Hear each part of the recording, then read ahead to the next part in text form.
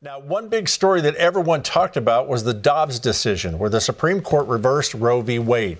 As we heard earlier, it has law professors scrambling to retool all of their lesson plans. What does the fight for life look like for states in the new year ahead, and what should we be doing to win this battle?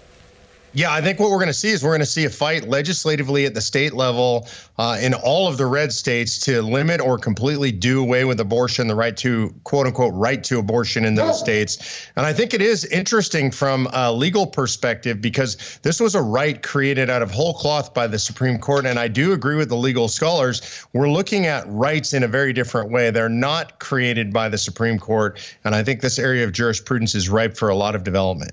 You have two very large Great Danes that are part of our newscast, and we love them, Levi and Winston. So they were speaking up on that as well, and I'm glad they were.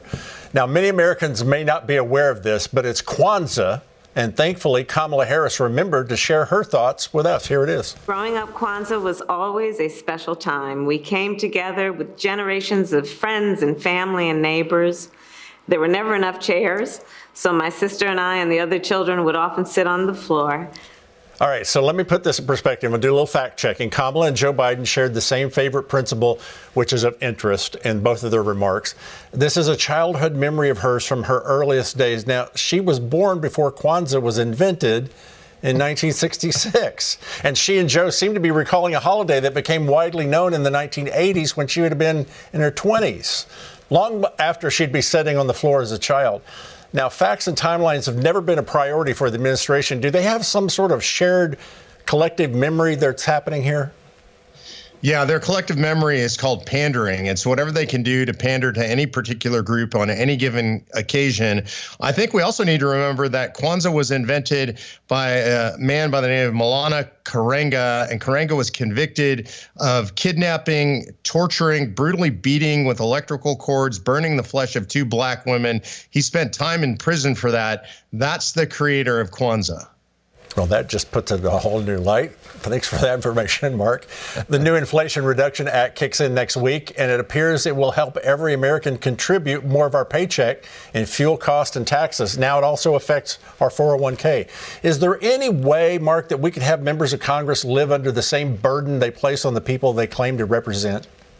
Yeah, there is a way. It's called the Convention of States. And one of the amendments that I would absolutely propose at a convention is that no law shall be passed by Congress, which they are not themselves subject to. It's outrageous that they exempt themselves from these kinds of laws. They should pay any price that we have to pay, they should pay. Including health care, their own health care. So, okay, what's ahead before we go out here today, the last one of this year? What's ahead for conventions of state action in the new year? Are you positive? We're going to continue to grow the grassroots all across the country. There's something big coming up. This is the first place I'm even talking about this. As you know, we have an invasion taking place at our southern border, especially here in Texas. We're going to do something about that. We're expecting to hold a huge event here in Austin and all across the country sometime between February and March. I expect hundreds of thousands of people to participate, and we'll give you more as that develops. Okay, I'm looking forward to that one. Let us know when that takes place, and we'll definitely let people know about it. Mark Meckler, thank you, sir, for being with us as you have all year long. We appreciate you being part of Victory News. Godspeed to you, sir. Happy New Year.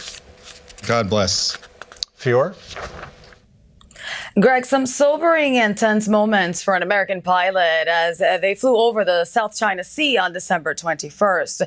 Take a look as the Chinese fighter pilot comes within 20 feet of a U.S. aircraft, a move the U.S. Indo-Pacific Command called an unsafe maneuver. The U.S. pilot was forced to take evasive measures to avoid a collision despite legally flying in international airspace. The Chinese appears to be stirring things up at sea, according to U.S. News, and confirmed by the Japanese. The Chinese sailed one of its 3 aircraft carriers in close proximity to the U.S. territory of Guam. Guam is key to the America's ability to project a military strength in the region and a base for strategic Air Force bombers and Navy submarines.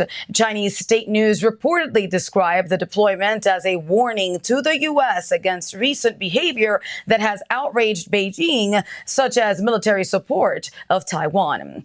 Israel's Prime Minister Benjamin Netanyahu was sworn in for his 6th term in a ceremony Thursday. אני, בנימין נתניהו, בן צילה ובן ציון, זיכרונם לברכה, מתחייב כראש הממשלה לשמור אמונים למדינת ישראל ולחוקיה, למלא באמונה את תפקידי כראש הממשלה ולקיים את החלטות הכנסת. After winning the election in November, Netanyahu formed a coalition with 6 right-leaning parties last week to reclaim power. Prior to being sworn in, and Netanyahu tweeted a blessing, thanking God for allowing him to reach this point. Some Israelis classify the new coalition government, which includes nationalist and ultra-Orthodox parties, as taking a hard right stance, as policies include promoting Jewish homes in the West Bank, tightening immigration rules, and the death penalty for terrorists. Back to you, Greg. So as we close, a little good news. How about that? One brave warrior in the fight for parents' control of children's education is Kirk Cameron. Recently, he fought for and won the right to host a Brave Story Hour at the Indianapolis Public Library. He wanted to shine a light in the darkness by countering the proliferation of drag queen story hour events across the nation. For the first time in the library's 137-year history, more than 2,500 people showed up for Kirk's One Story Hour event. That is very good news. Tim?